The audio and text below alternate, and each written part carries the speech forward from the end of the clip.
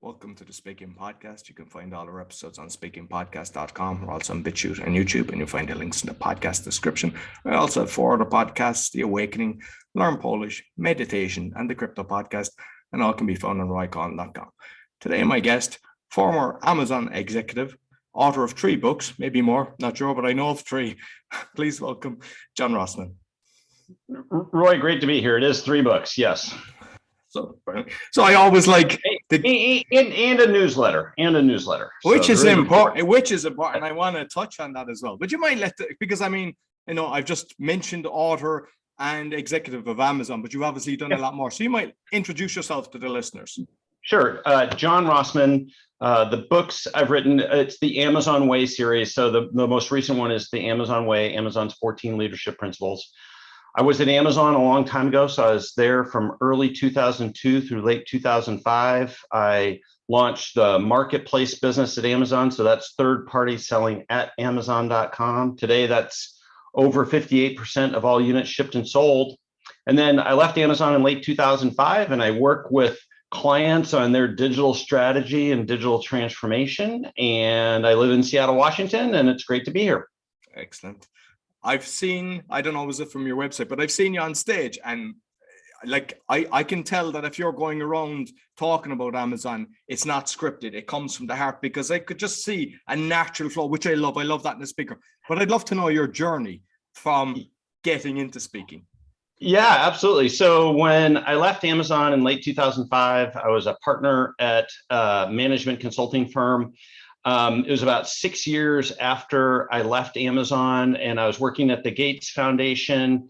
My key client there called me into his office one day, and he said, you do a really nice job of kind of taking all the little tricks and strategies from Amazon and inserting them into our work.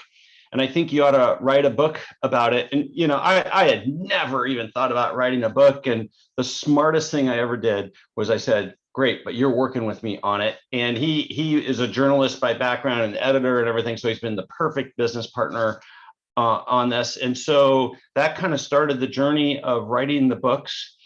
We've written 3 books. The Amazon Way, we first released in 2014. We just released the 3rd edition of that. I wrote a book about the Internet of Things called The Amazon Way on IoT, which is a book for business people to help understand how the Internet of Things can be a business strategy. And then I wrote a book called Think Like Amazon, which is kind of the full playbook. The Amazon Way is a nice lightweight read. The Think Like Amazon is a much bigger book of all the mechanisms and little tricks from Amazon. But all of this has never been about Amazon. It's about you and what can you take from a company like Amazon to incorporate into your culture, into your strategies, into your techniques. And after I launched the Amazon Way in 2014, I just started getting these invitations for speaking. The firm I was at did a nice job of helping me get out with firms, with companies and everything. And, they just started coming. I was really fortunate early on. I worked with an agency called Executive Speakers Bureau. They do a really nice job of co-brokering deals. And I just feel extremely fortunate to have worked with them all the way through this. And it's just been a ton of fun. And so kind of today, my business is kind of a third keynote speaking, a third advisory work, and then a third consulting work where I run projects and whatnot for clients. And it's just been the most diverse set of work. And again, it's never about Amazon. It's about you and helping you figure out hey, how do I compete in the digital era? Excellent. And I know because you've done over 150 keynotes. And what I would love to know, because everybody's got their different ways of how they actually talk about it. I would like to know your first 10, how you done them, and your last 10, the difference, what you've learned. Because obviously anything we do, like podcasting, I have changed over the years, the amount of things that I've done. So I think that would be a good way, because some people are wanting to do keynotes and they might be able to relate to what you're saying. Yeah, I think one of the first pieces of good advice I heard was have a great opening line, have a solid closing line, and keep the distance between the two of them as short as possible. So I always thought that was a pretty funny piece of advice, and to some degree really true. So where I started, The benefit of writing a book is it really drives, at least for me, is it drove clarity in my thinking. And there's 14 leadership principles. So the leadership principles, kind of having that discrete number of items, really sets up well for a book, and it helps set up for a keynote speaking session too. And because I had used these so much during and explaining them to clients and teams and everything, I actually like it's like a presentation at a client for me. And so I didn't find it too intimidating or where I really felt like I had a big learning curve. I think my slideware has come a long way, and so my presentation looks a lot better today. And the thing I've been doing recently is I speak without notes and without a presentation and everything, and that's really fun for me. And as you kind of commented, like I don't memorize a keynote. I have a set of topics that I'm gonna cover, but exactly what I say and how I say it, like sometimes even surprises me and everything. And oftentimes, before a presentation, somebody asks me like, "Oh, what are you talking about today?" And I go, "I don't know. I got to figure that out," and everything, right? And to some degree, like that's a half joke, because it's like, yeah, I got to kind of, figure it out. But I like real-time ability to improvisate on it, because I'm trying to sense like, well, what's the client? What's the topic in the room or the conference or the executive team meeting that I'm at, and try to put things into their language and into their scenarios. And because I give myself a lot of latitude, I'm able to do that really dynamically. And the other thing I love to do is I'll take as much of my time, say you're allotted an hour, I'll take as much into a Q&A and discussion mode as prepared remarks. So the more it's Q&A, the better, because that's really the audience saying, well, I'm figuring out, how do I incorporate this stuff? What does it mean to my business to think through some of these matters that you've brought up. So I really like not being tied to a script per se. I suppose with the Q&A as well, a lot of the audience will go away, especially if they've actually asked the question, actually liking it a lot more, because they felt the connection with you. Yeah, absolutely. Yeah.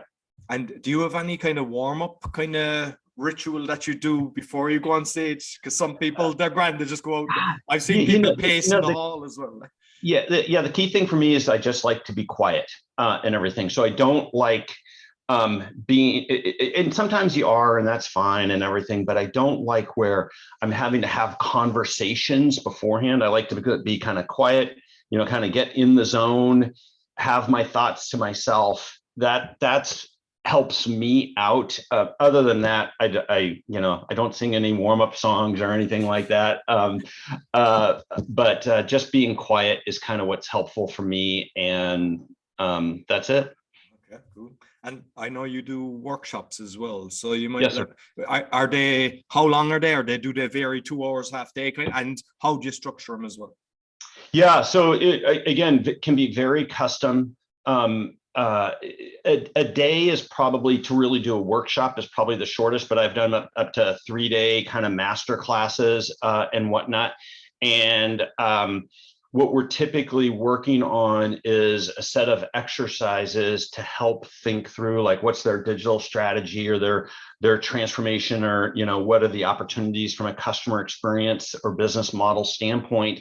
And you kind of talk a little bit about some of the tools and practices and lessons to learn from Amazon, and then give them time to kind of work on it themselves. And then we present, and then we do kind of the next exercise and whatnot. And so typically in a workshop, what I'm trying to do is both have them hear some strategies and mechanisms, practice some strategies and mechanisms, and make actual progress on, like, whatever the topic is that they need to be going back. So give them an accelerated, whether it's a strategy development or a plan or a concept development, kind of accelerate them in that actual topic.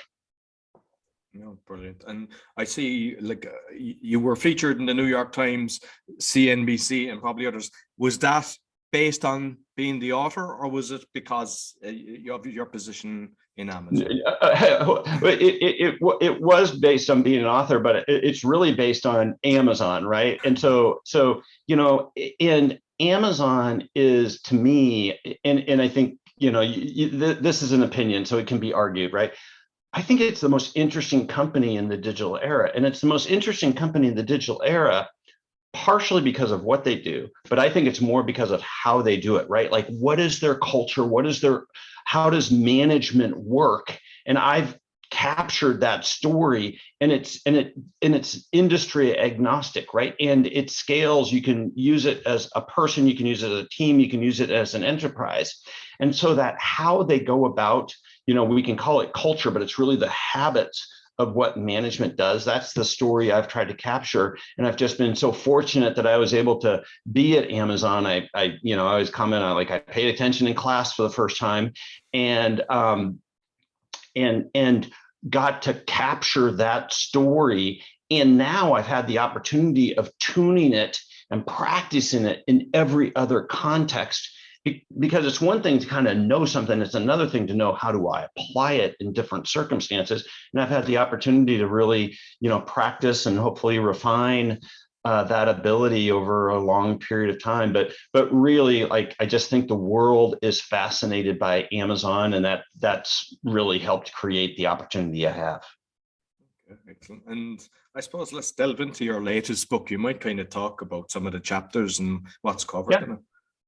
Yeah, so it's called The Amazon Way, and Amazon's 14 Leadership Principles. And it's kind of my personal story of my time at Amazon and the leadership principles and kind of what they mean for you and everything. The first leadership principle is customer obsession, and it reads: leaders start with the customer and work backwards. They work vigorously to earn and keep customer trust. Although leaders pay attention to competitors, they obsess over customers. It's the first and kind of most famous of the leadership principles.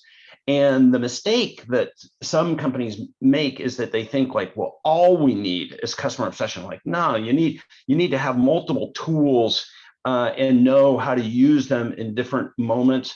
Customer centricity or customer obsession. I write a lot about customer centricity in my newsletter, the Digital Leader newsletter. But customer centricity really has two major lanes that you can explore, and both are really important. The first is kind of a tactical lane. How do we get today's transaction and today's order, today's service perfect for our customer? Well, that's really our operational excellence capability. And the other is a more strategic lens of customer centricity or customer obsession, which is how are we curious over a long period of time about the longitudinal customer experience, the long customer experience, upstream and downstream from, we operate in a little place of that customer experience, and really figuring out how to find opportunities to serve your customer in broader ways. That's really the 27-year history of Amazon, is going upstream and downstream in different customer experiences, and the willingness to explore and invent them, which gets to the next leadership principle I'll talk about, which is the third one, which is invent and simplify. And what I always found is so fascinating about that leadership principle is that simplification was like, oh, that's as important as invention. Invention sounds really cool and really hard, like simplifying stuff, like that must be easy. That's child's play. Actually, simplifying things is vital, and it's really hard work. And as a leader at Amazon, as an operational leader at Amazon, you are always very focused on scaling. And scaling means being able to do more on an improving productivity basis, right? A unit cost basis. And what most companies, they think of scalability as just being able to do more, and they actually get inefficient over scale. And at Amazon, you are always being forced to get more efficient with scale. And what we recognized was that simplifying our processes, simplifying our roles, simplifying our data flows, simplifying our applications, automating and integrating the work, well, that's the most important thing you can do in order to scale. So that's a really important leadership principle. And then, I'll skip down to the 14th, which is called Dive Deep. Oh, no, I'm sorry, Deliver Results.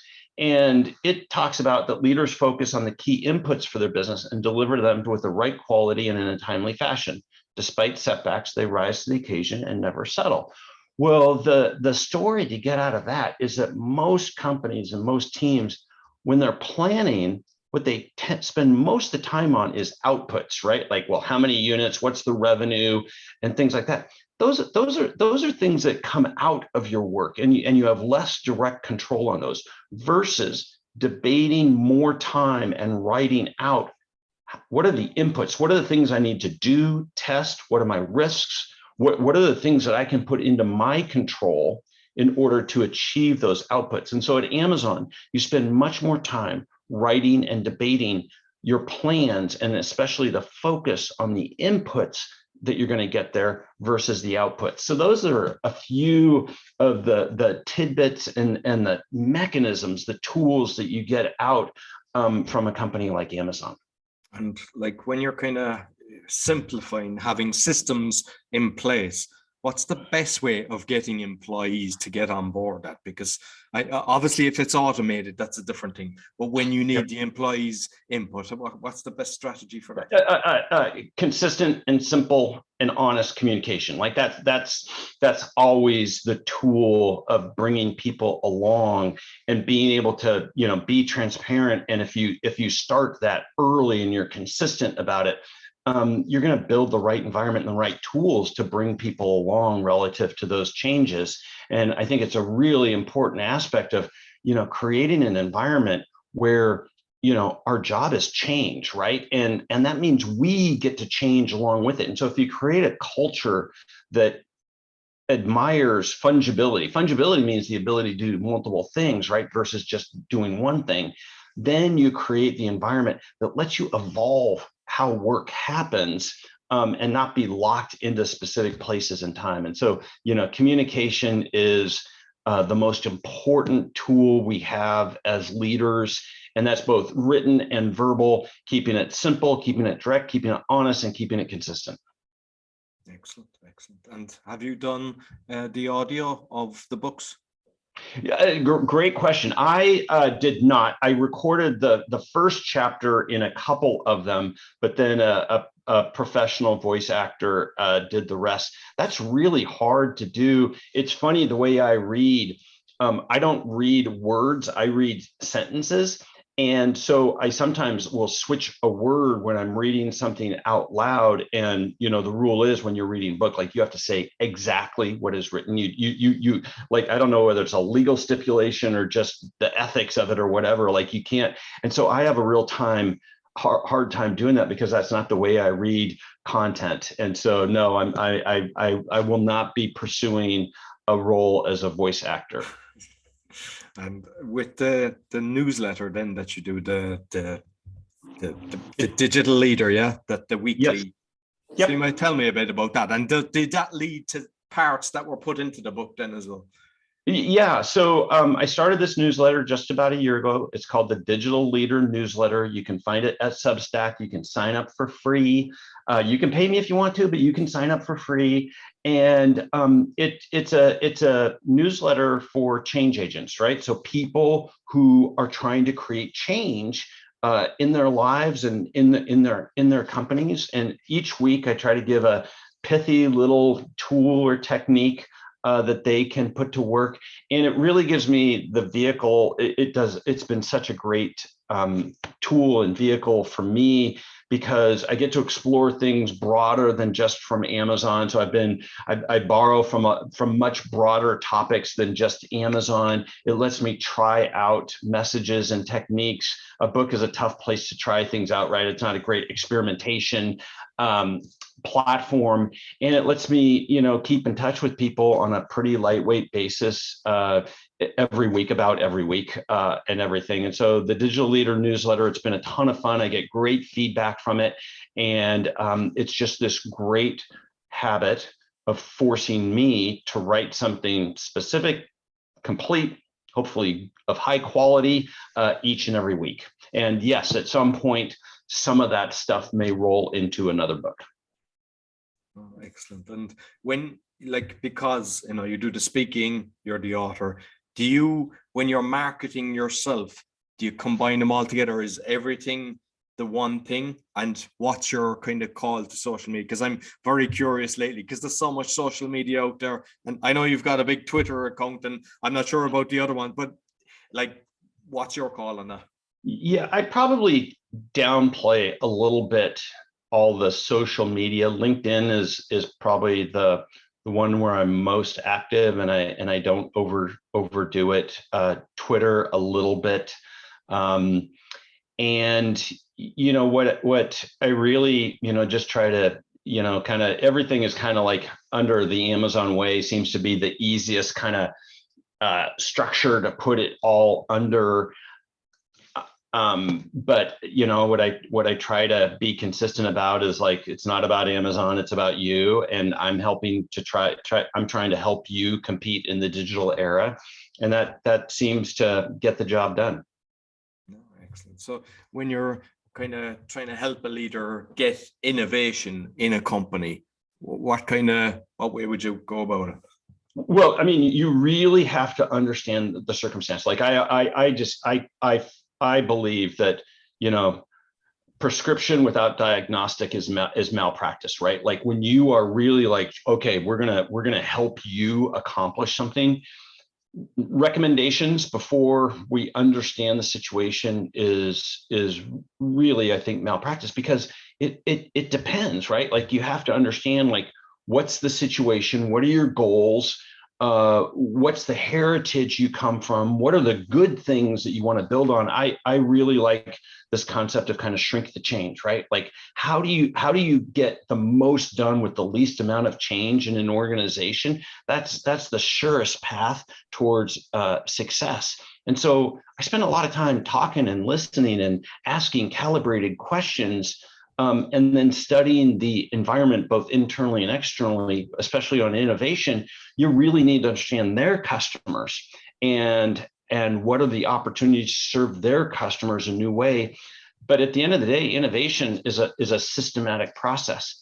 And what, I always ask, I'll ask an audience, like, hey, who here believes that innovation is critical for their company's success over the next 5 years? Everybody will raise their hand. And then I'll ask, who here has a deliberate process for how you make decisions, scan for ideas, trial and test, how you think about decision-making rights, how you allocate resources? Like, who has a real deliberate process for innovation? Rarely does anybody raise their hand, right? And so that disconnect between, we all know we have to innovate, but yet we don't have an actual process for it. Like, to me, like, that's just, kind of laughable. It doesn't make sense to me. And so I'm trying to match those two things up. Like, we know we have to innovate. Let's figure out some type of consistent approach to get you started. Especially in a company that is more analog, doesn't have a lot of experience in agile approaches, and like, let's find some quick and easy wins, right? We're going to start with something we have a pretty good hunch is going to work, and then we kind of build from success. And then at some point we start kind of taking more calibrated risks. But the key throughout all that is keep your experiments as small as possible, so that you can actually afford to let them do what experiments should do, which is some succeed and some fail, but you'll learn from both. Excellent. And like, I know that you go into a lot of top companies, and obviously you're hired by the, whether it's the CEO or the board of directors, the high level. But sometimes in corporations, because I've seen it here just with friends that have worked, they don't treat their people well. It's like kind of rotten to the core. Are you able to see that? Do you actually go in and kind of find out to make the right changes? Yeah, it really does. At the end of the day, you can do a lot of things in kind of the middle part of the management and stuff. But if you can't get the executive team and the CEO to truly understand, like, hey, the change that we need to make starts with you, and everything, right? And kind of, and it's different in every case, right? But tuning kind of some of their approaches and the specific things they say, they reward, they grimace at, those are signals that the organization picks up and really set the tone and tempo for, what the culture is and what's going to be prioritized and prized in an organization. And so it really is about getting to the senior leadership and creating change there. And I always say, like, hey, I don't need you to just agree with this stuff. I need you to be the biggest advocate for it. Like you have to be the person out there that's leading the charge and embracing this change for it to really be effective. And that's sometimes pretty hard to do. It's not, it doesn't always work, right? Yeah. And just like finally on the book, because I love marketing, and I know that even being on podcasts is a good way. But what other form? Because you've, like, I think you said 2014 you did the first one. So because there's a lot of speakers actually write a book because they realize it's a good way of getting, or becoming the specialist for a certain thing. What marketing have you learned for actually getting more sales? What kind of things would you recommend? I don't know if I have any secret success. I think writing a good book is key. People think writing a book, but writing a good, simple book is the start of all of it. And make sure there's more than just one message in it, more than one thing to take away from it. Too many books are just really one idea. It should be a blog post and not a book. And then just getting out there and talking to people. I've invested a lot in sending people a copy of the book. Getting book reviews at Amazon is really important. And just being persistent in getting out and talking about it, and making sure it's not about the book, it's about your audience and what they can take from it. I don't have any other real secrets of success, and I've probably am not the best example of somebody who does a world-class job at marketing. But if you have authentic, valuable IP, meaning like stuff people can take from your work, that's going to be the most essential element that creates success. Because if people get value from it, the flywheel starts. Excellent. No, perfect. Listen, John, thoroughly enjoyed our conversation. So how can people get in contact with you? Well, my website is rossmanpartners.com. Substack, you can find the Digital Leader newsletter, and LinkedIn is probably, the easiest way. John Rossman, you can find me on LinkedIn. I love to connect, and I appreciate the opportunity to be here today, Roy. Thank you very much, John. Yeah, and I'll make sure I put the link both on the audio and the video. Perfect. So that's all for the Speaking Podcast. You can find all our episodes on speakingpodcast.com. As mentioned, we're on BitChute and YouTube, and you'll find the links in the podcast description. Be sure to give us a thumbs up, 5-star rating, and a review. And if you buy John's book, make sure you give him a review as well. It all helps in the algorithms, and more people will get to see it. Until next week, take care.